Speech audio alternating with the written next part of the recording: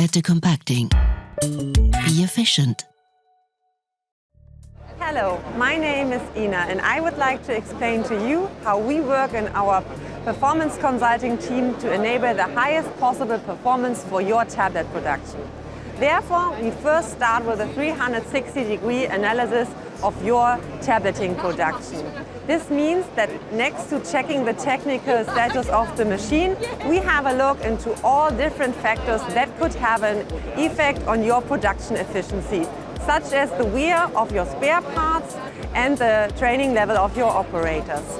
It is also very important that we check the design of the tooling and the choice of your spare parts to see whether they are really perfectly aligned to your specific product.